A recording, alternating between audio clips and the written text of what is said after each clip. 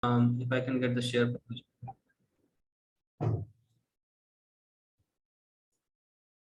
Amritwani, I may close. begging for your mercy. I did, Prabhu. Okay.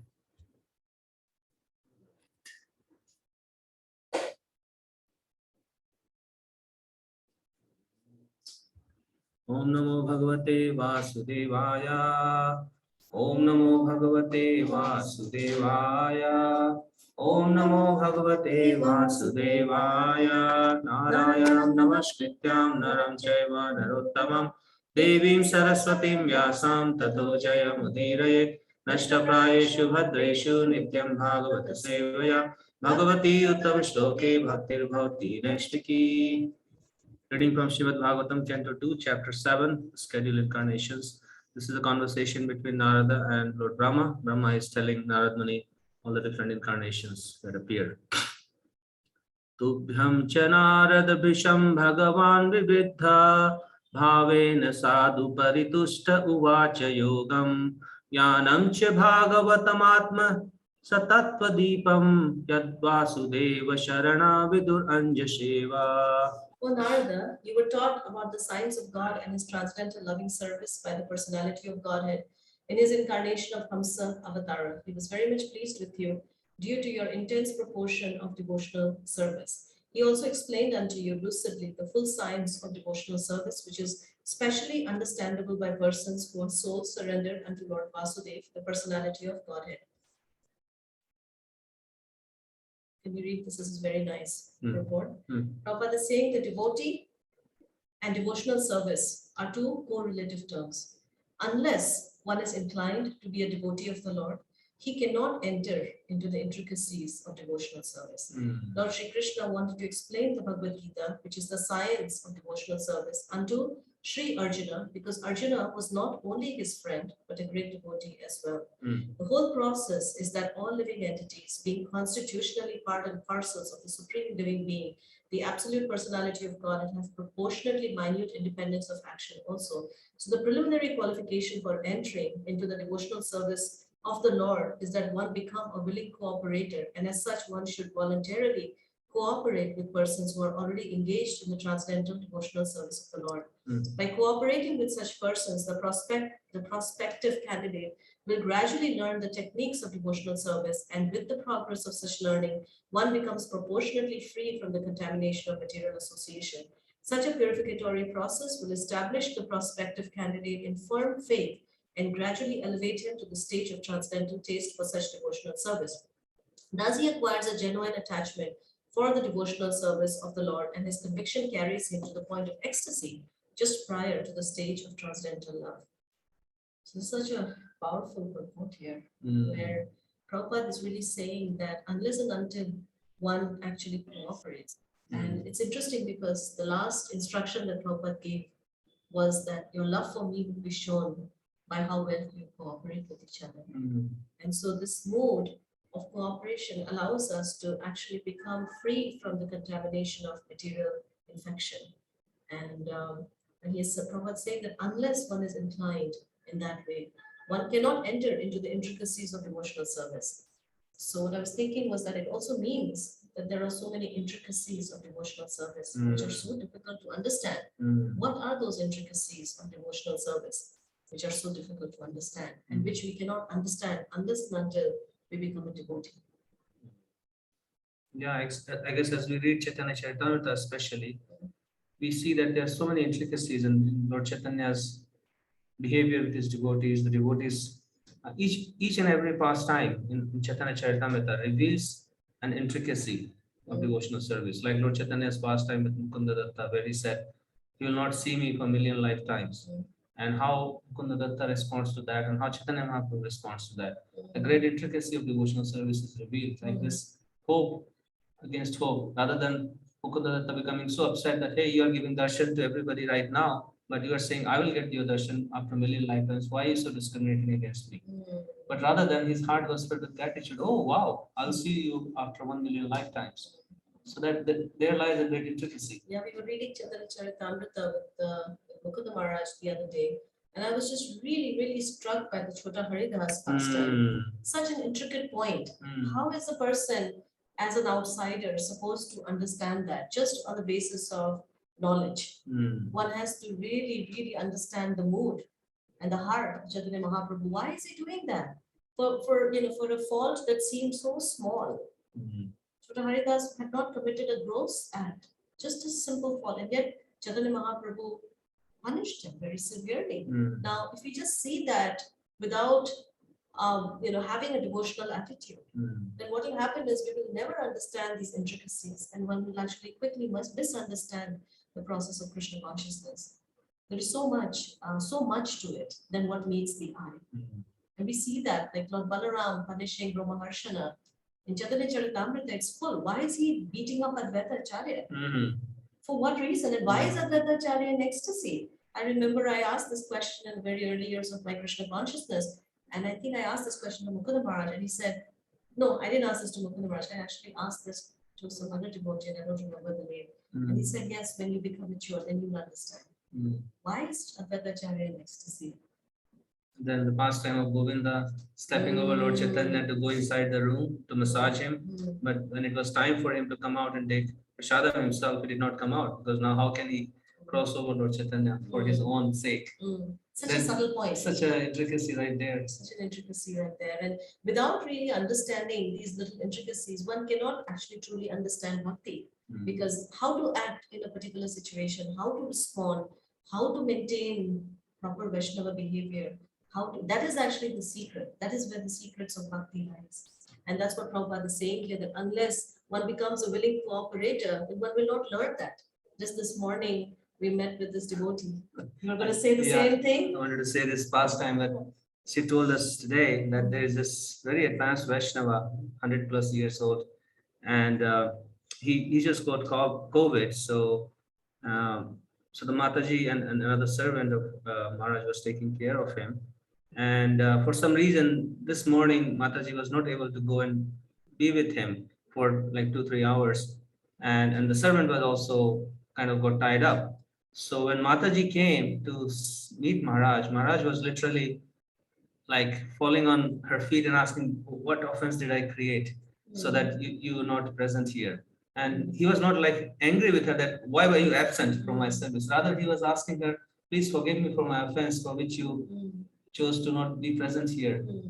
And then the heart just melted hearing that what humility. What humility. Yeah, it's amazing. I think we could go on and on with this, but maybe we'll hear from you if you have any thoughts on this particular verse, and then we can continue reading. Okay, this is excellent. Let's read this. Such knowledge of devotional service may be divided into two sections, namely preliminary knowledge of the nature of devotional service and the secondary knowledge of its execution. This is amazing. Bhagavatam is in relation with the personality of Godhead, his beauty, fame, opulence, dignity, attraction, and transcendental qualities which attract one towards him for exchanges of love and affection. There's a natural affinity of the living entity for the loving service of the Lord. So again, the main point is the two sections. Yeah. So these two sections are revealed to a person who surrendered unto Vasudeva. So this is what we need. So the first section is easy to understand. The preliminary knowledge of the nature of devotional service, it's relatively easier to understand. The secondary nature of its execution, for that we need the association of devotees. That's what Mataji was saying today, that we learn how to execute bhakti by observing advanced devotees. Advanced devotees, how they act, how they live every moment. That's how we really get bhakti. Does anybody have any points that maybe you want to share? Hare Krishna Mataji. The secondary knowledge of execution, what does that mean exactly? I'm sorry, I don't understand that.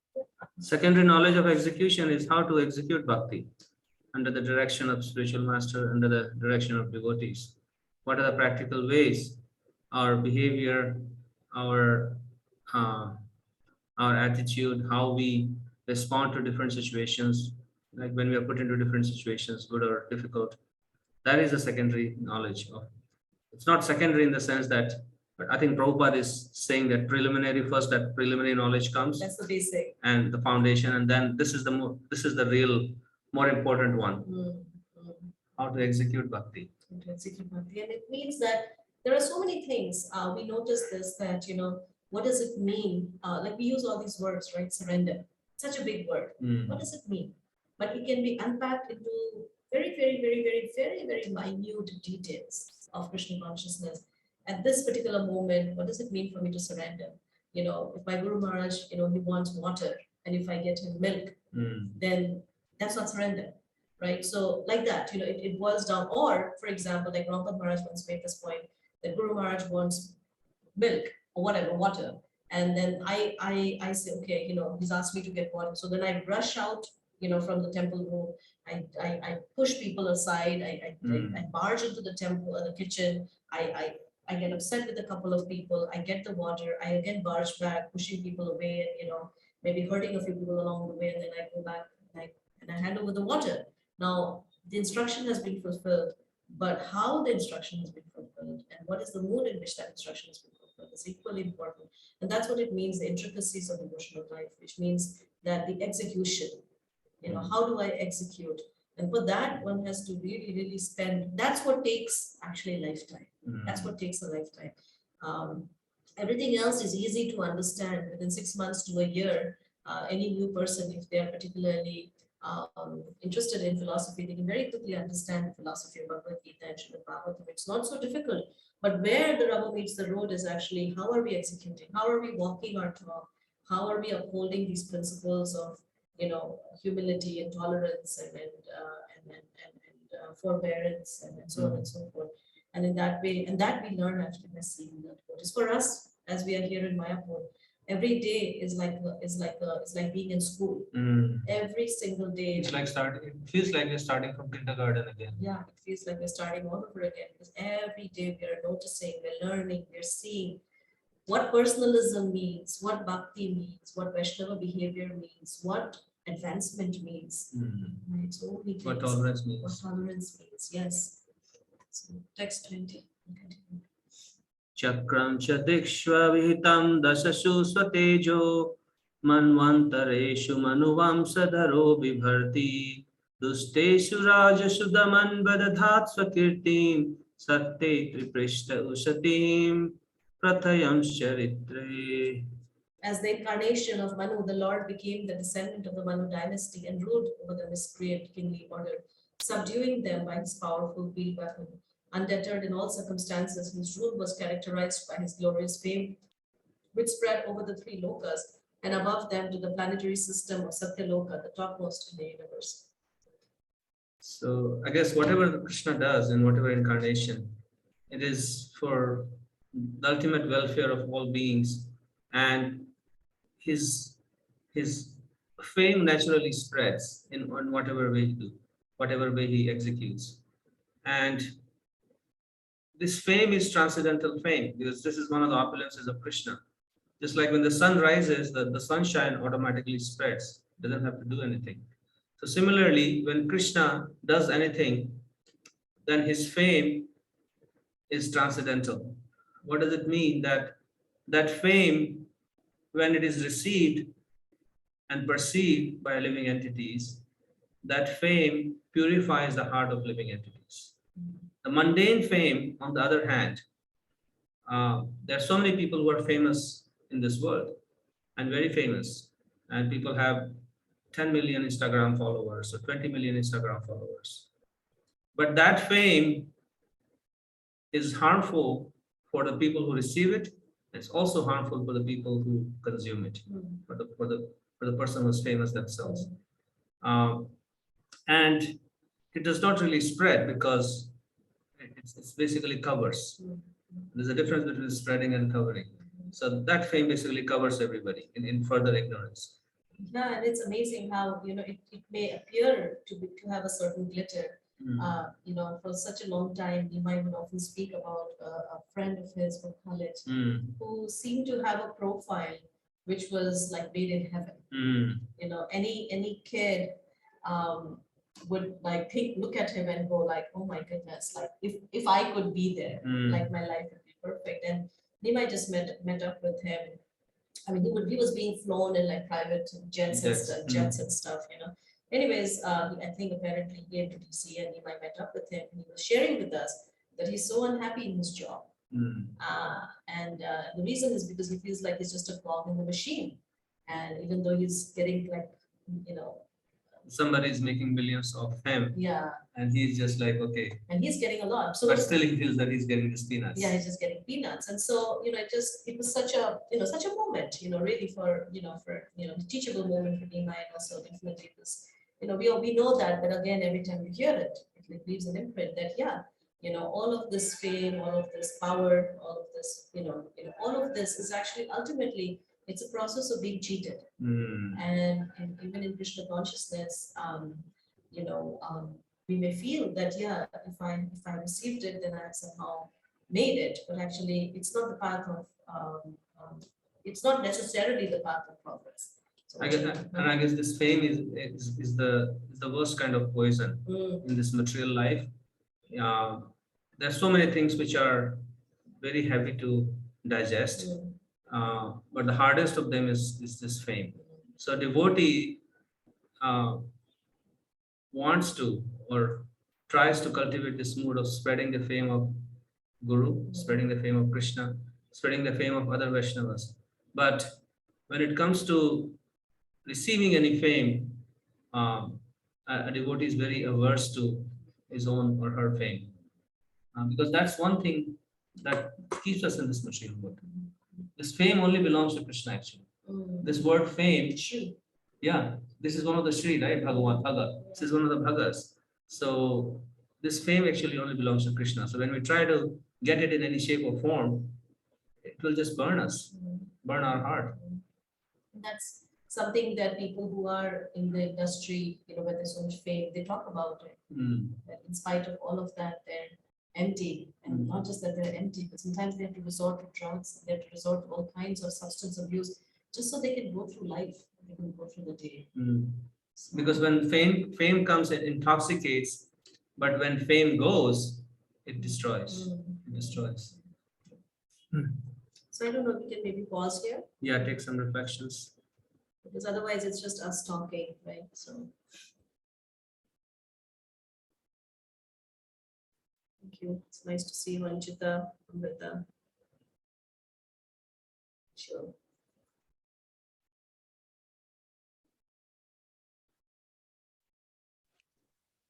Hare Krishna, Prabhu. Yes, Hare Krishna, Nikunja.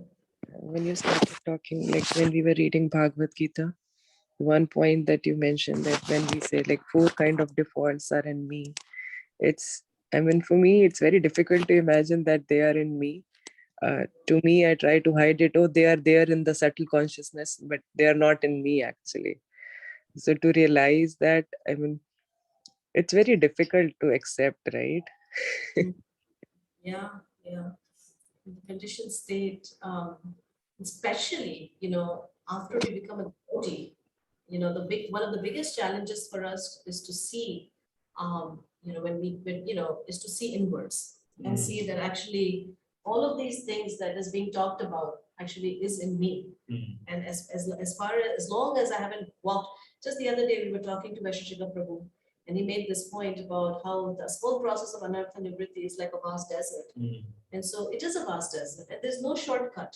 There's no jet plane that you can take over that desert.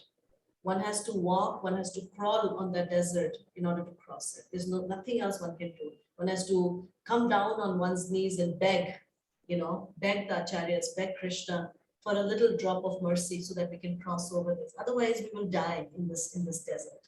It's good to see, as you're saying, it's hard to see, but if you're seeing our problems in our heart, that's a very good thing. It's a very good thing because that means we are becoming aware of our anarthas, and that is the first step in trying to eliminate them. Because without eliminating our anarthas, we cannot reach the stage of nishtha. At the same time, we don't want to become anartha conscious, right? We want to serve Krishna despite our anarthas, but with an honest heart to always try and weed out, remove all those unnecessary weeds from the heart which will block. If they're not blocking us right now, they will block us. And we see that in all these years, we always see that it's so easy for devotees to hit a plateau. They come in, with so much enthusiasm, so much of inspiration. Like right now, we are hosting this program, and we have 100+ people, and then the japa, there are 20+ people, and you see, right, Amrita, I think Amrita Chima is there probably, and she can attest, Anshul Anchita. It's like they're starry-eyed. It's like we are seeing bhakti through their eyes, and we're wondering, wow, what are they experiencing, right? And so why is that? Because in the beginning, they're they're coming in with all of this, beautiful heart. But then as we keep going along, we hit these walls, we hit this, this plateau. And so how do we not hit that plateau? Is when we continuously are in this digging mode. We never stop digging, and we never stop recommitting ourselves. We never take it for granted. Those are things that we can do. So when we see that these qualities are being talked about, then we can understand that yes, Prabhupada, I have actually Vaisheshika Prabhu said it so beautifully one time. This is long time ago. And he was just saying that, our whole process is actually learning how to be a beggar. And he was saying that just like at a Sunday feast, someone serving halwa, and then you go, and like if as a beggar, if that's a beggar, you're like, okay, Prabhu, can you just give me a little bit more halwa? The devotee may say, oh, okay, no problem. We only have so much. But if you really learn, like you really like beg, then the devotee will go like, okay, whatever, here, take some more. So we have to also become like that. We have to become very genuine in our begging. And how will we become genuine if we think we already have enough money? That is the question of begging. So when we realize that I'm poverty stricken, that I have no capital, that I have nothing, and Krishna, if you don't bestow your mercy upon me, then I have nothing that I can stand on. Then Krishna will say, okay, this is the danyata that attracts mercy. Right? I don't know if that helps. It's good. It's good to just that I have it. Doesn't mean though, here is the thing. The reason why the mind resists that acceptance is because then I think, oh, then that means Krishna will not love me. Or I'm bad. But no, actually by accepting it, will be loved more. So these disqualifications are not a disqualification of receiving mercy. In fact, they become the container in which we receive the most amount of mercy. Yes, thank you, Didi. Thank you so much. Yes, Ansha. Hare Krishna, Prabhuji Mataji. So 2 points stood out and what we discussed. One is the devotion and the devotional service. So we don't understand much, but at least whatever the smallest of small service we could have done so far, or we being the instrument in the smallest of small service, that's where we always feel connected. Either we are doing service or we are with any of the devotee. And apart from that, it just, you feel like a lost child in the world. That's the feeling. I mean, I was in last few days, I was very anxious, and whenever I was doing a bit of here and there work of service, I was feeling happy, and at least I'm doing something. Like at least something is happening. Outside where nothing is happening, but here it's like this. That was a great feeling. And second part is this whole what you talk about fame, and fame, even in not even in, mostly in our official work environment or our outside environment. I think fame is something which is giving the most trouble. Faming the false ego, it's causing anxiety. When it's not there, when somebody is not asking you something, it's causing anxiety. It's like losing your identity. It's like nobody knows me, and if nobody knows me, what will happen to me? I will not be able to survive. And when somebody asks you, it just does nothing. It just gives you this sense of false pride, and okay, now I am something. So it's not doing anything good. And I don't know how to like deal with it, if it is not happening or if it is happening. Both are giving. So yeah, just wanted to ask that. Yeah, I was just thinking about fame. Why does our heart like fame? And I guess 2 things. One is that we feel superior to others, and the other is that we feel validated, that okay, there's somebody who finds some value in me, and that's why they appreciate me, or they look up to me, or whatever. There's so many different grades. That's what fame is. But I was thinking that if we have that conviction that uh, I have an intrinsic value and Krishna implicitly loves me, he implicitly sees tremendous amount of value in me despite all my faults, and he is in love with me, then I don't need validation from anybody else to feel that acceptance, because Krishna has accepted me, and therefore I don't need. I'm not going to get any more acceptance from this external fame. That value is already there inside me. Then I don't feel an urge to acquire fame to fill or get a sense of value in me. And then when it comes, you don't see any value. When it goes, it doesn't it doesn't reduce any value from you, and therefore you don't feel insecure. Oh, now what? Now that person is not interested in me anymore. What's going to happen now? I mean, that's one take on it. No, I really like your point, actually. I really, really do. And as you were speaking, I was just thinking about Prabhupada's very, very wonderful phrasing. He says decorations on a dead body. So, the reason why we have to decorate the dead body is because the dead body intrinsically is without any value, and it stinks. And that's why you have to have expensive perfumes, and you have to have expensive clothing, and you have to put yourself up there, out there, up there. And then maybe hoping and, thinking that maybe someone will find you beautiful, or someone will find you this or that. But the soul doesn't need any decoration, because the soul is intrinsically decorated with all wonderful qualities. And so because we are trying to find value in something that we already know has no value, so that's why we're always afraid that sooner or later people are going to find out that actually I have no value materially, right? That fear is always there, and we live in this constant state of anxiety. And even when we get it, we find that we are very afraid to lose it. And there's nowhere more evident than the celebrity culture in movie industry, or all of these different places where celebrities are constantly in a state of anxiety.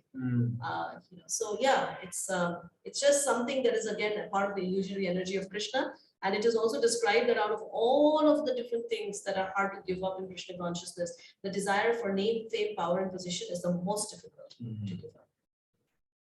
Yes, Amrita, go ahead. And I just want to quickly mention that, so when fame comes, how to deal with it, and when fame goes, how to deal with it. That was the other second part of your question. So when fame comes, we see it as like one of the proportional persons is like a pisachini who's chasing you, right? A pisachini is like a ghost, like a witch who's chasing you. So if you find out that there's a witch chasing you, then you'll be scared of it, right? You won't be say, okay, come, welcome it. So when the fame comes, we deal with it in two ways. In our heart, we are scared of that. I don't want it. But we can use the fame we get to serve Krishna. So if I use it in that mode of detachment, that you have, okay, if you're doing something wonderful, fame will come. You can't avoid it.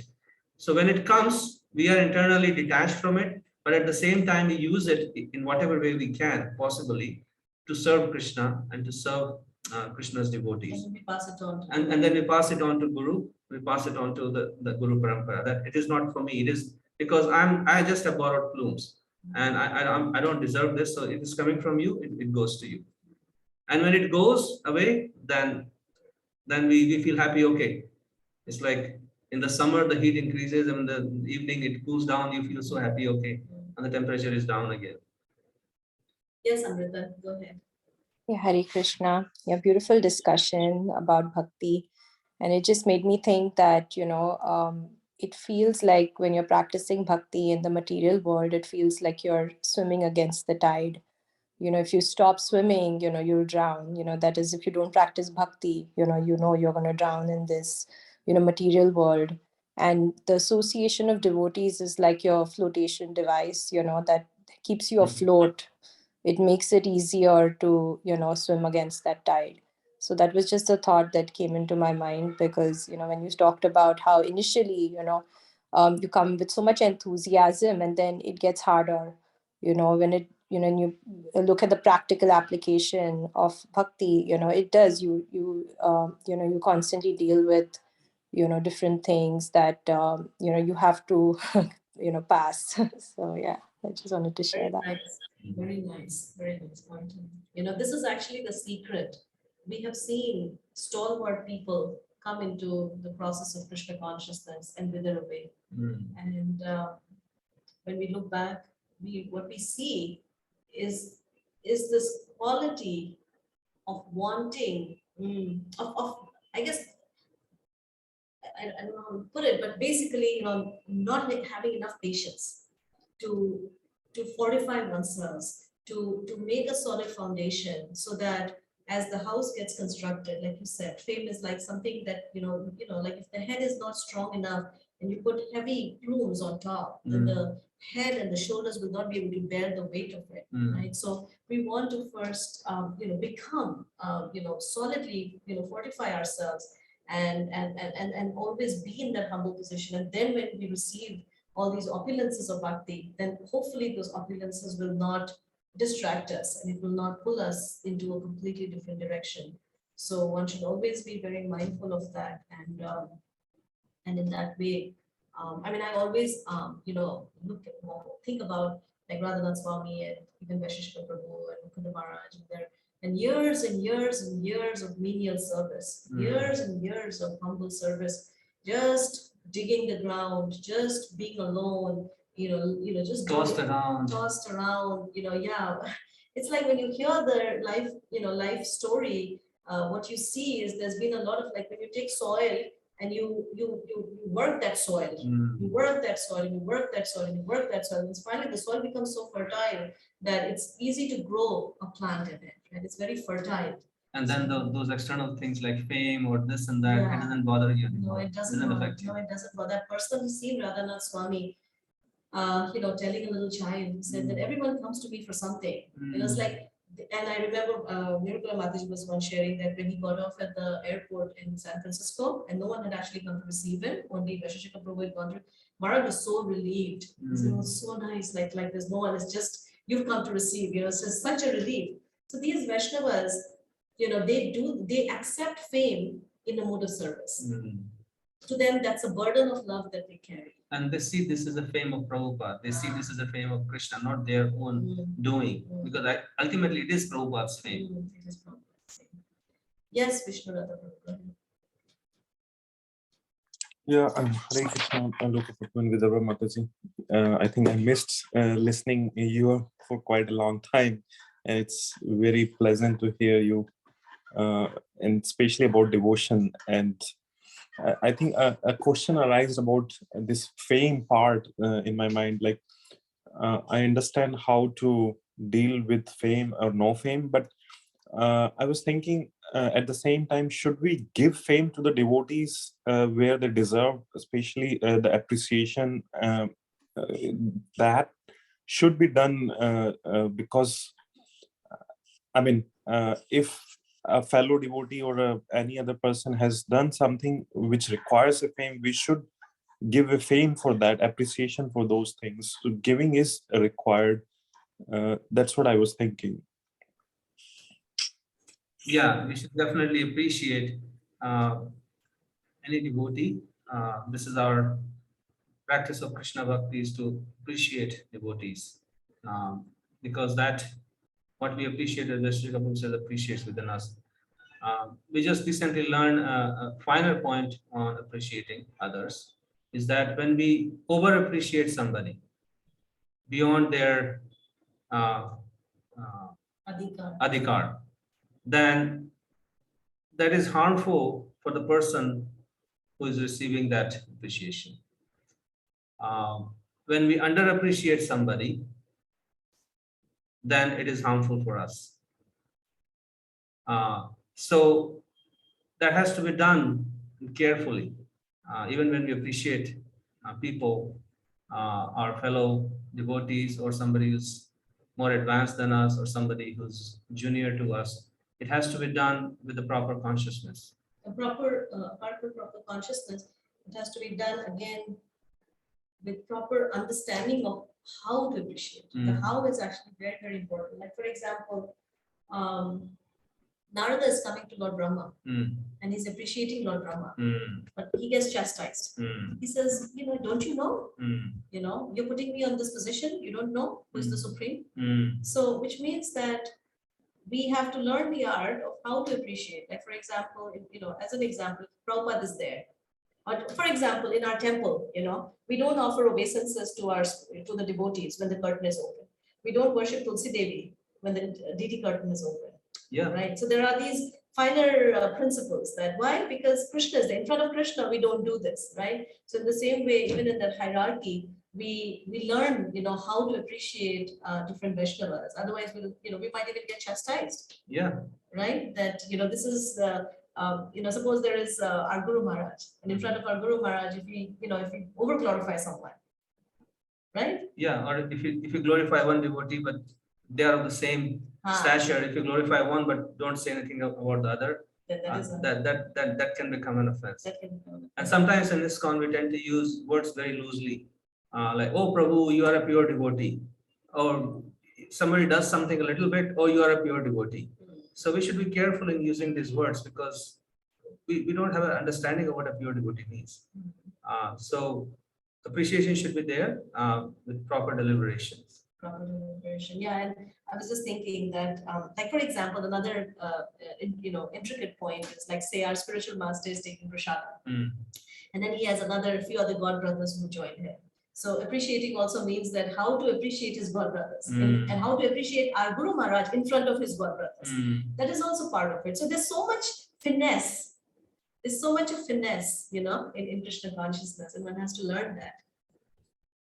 So I don't know if that helps, Vishnuratha Prabhu. No, that was really helpful. Thank you so much. All those points were like, I have observed all those things around me. So really, really helpful. Thank you so much.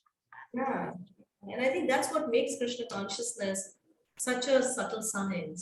Because even after being, in Krishna consciousness for so many years now, still we feel like we are continuously learning. Continuously, we are learning. What does it mean? Like for example, the other day we were with this devotee, and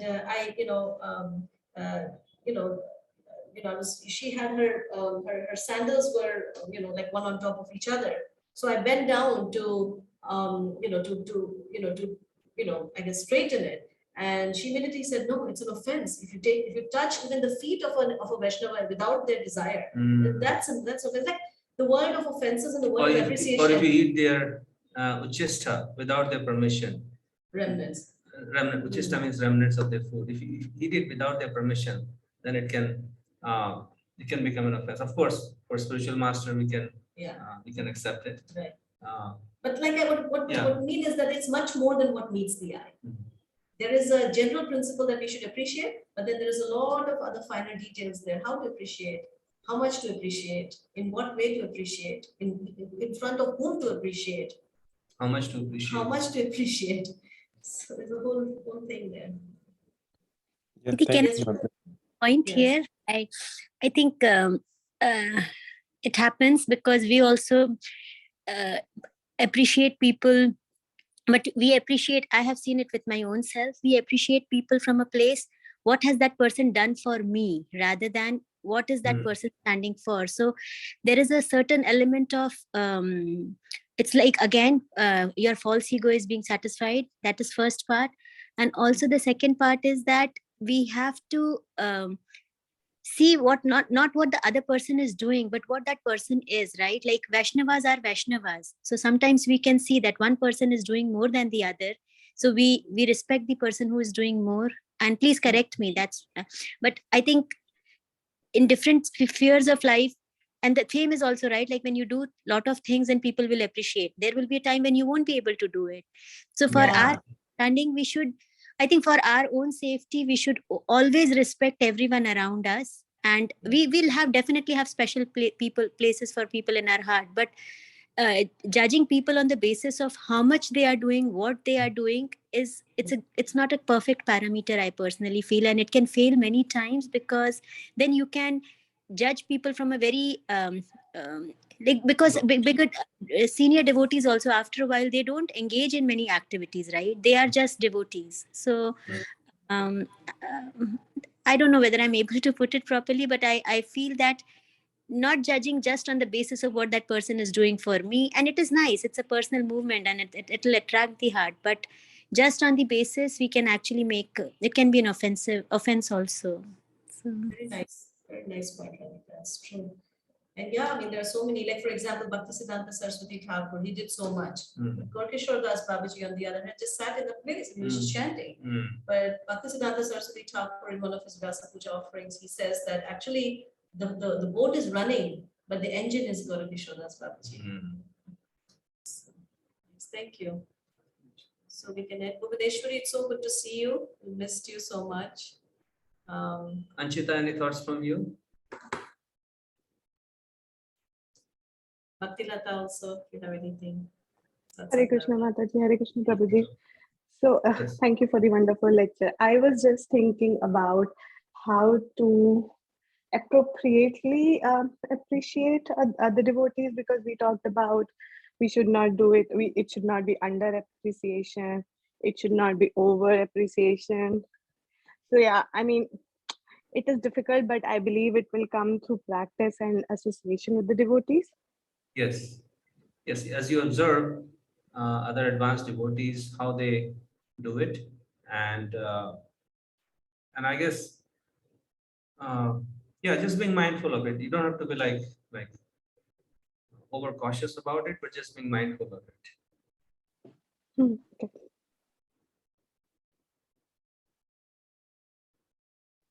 Anybody else? Yeah, I would like to say that you mentioned that how in the process of following the instruction of the spiritual master, how you do it is more important. So that point I really liked.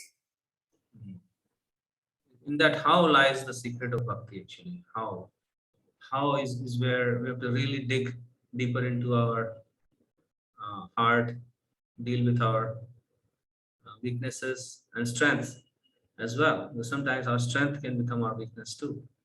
Because when we are strong in something, then we tend to ignore where we are weak at. So really, the bottom line is, no matter what we do, with our behavior, with our interaction with devotees, they should be pleased. They should be pleased with our behavior and interaction. If we can keep that as a basic sutra of our life, then even if we are imperfect in so many areas, even if we have so many faults here and there, if you are able to do service in such a way that the devotees and even others, people who are not practicing bhakti, they are pleased with our behavior, with our attitude, then we have actually really entered into the secret of bhakti. That is the hardest thing to do.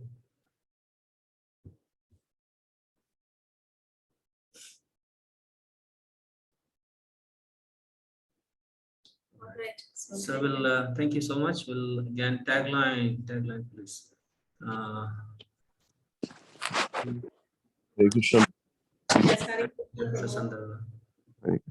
So, Prabhu, I was just thinking that appreciation, I'm thinking for myself, it should begin at home. I really struggle to appreciate Nikunja, and I should do that more and more. I think I somehow feel that it's kind of my birthright that she should be doing this or that. So I think that I have that expectation that I should be getting this and that, but I should be appreciating more and more. That's wonderful. Nikunja, today is your day. Ask for anything you like. What is there for lunch? I'll join. Yeah, that's a really good point. Actually, we should definitely learn the art, right, Yes. of appreciating each other, because it is. I mean, we realize this as we walk on this path of bhakti, that the devotees that we share Krishna consciousness with, they are so rare and they're so special. And we would not be able to practice bhakti without their presence. We should definitely share that and express that gratitude. Actually, we've been meditating on this, that how bhakti is actually bhakti is nothing but gratitude in action. And gratitude is the doorway to bhakti. Without gratitude, there is no meaning to bhakti. So the more we can, experience and express gratitude, the more we will see that our bhakti will actually grow. And in the material world, sometimes we think, oh, I already said it once. And so sometimes even in Krishna consciousness, we may feel like, oh, it's embarrassing. How many times am I going to tell this devotee that, whether that devotee is our wife or whoever, our fellow devotee or whoever, how many times am I going to tell them how much they mean to me? But actually we should not stop. Because the more we express our gratitude, it's something that we also try to put into practice whenever we speak to senior devotees, or when we speak to a spiritual master, or whenever we try to always share our gratitude. When we receive something, we always, we're not shy. We should not be shy. Sometimes we feel a little inhibited, we feel a little shy that, oh, it's a little awkward, but we should actually open up our heart and just express gratitude. And then that way, we will see that the flow of mercy will become very swift in our heart. It will just flow naturally without making much effort.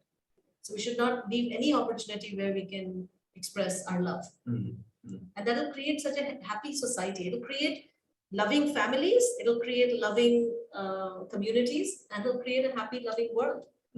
And I think we once mentioned this, that one time Anantama Prabhu made us do this exercise where it was a communication seminar, and we all came together, and we were supposed to go around and just glorify each other, appreciate each other. And I remember at the end of it, we didn't want it to end. And Anantama Prabhu made this point. He said, how nice would it be if you could just do this every day, right? So I have a follow-up question on this, but I know it's getting late. But it's always good to appreciate. But sometimes it also happens that if we get a lot of appreciation, still the heart is not satisfied, right? Like so, we have to be gracious receivers also. But at the same time, what is the missing link there, right? Like so much of appreciation, everything you get, but still you don't feel satisfied. Because we I guess I can speak for myself, is that because I'm not passing it on. I'm not passing on the appreciation to my guru and to Prabhupada and the Guru Parampara. That is my defect. I want to keep it to myself. And there, as soon as I keep it for myself, it doesn't satisfy me. It has to flow through. It's a very good point. Yeah. It's a very good point. There's nothing more I can say after that. That's very nice. Thank you so much. Thank you. We're so grateful for this association. We are forever indebted to all of you for creating such a vibrant community of Bhagavatam lovers. And reading Prabhupada's books. You guys are all reading Prabhupada's books and appreciating it. And it's really, really a rare thing, to have such association. You have to have this commitment to come out and study it every day and discuss, and it's very wonderful. Thank you all for your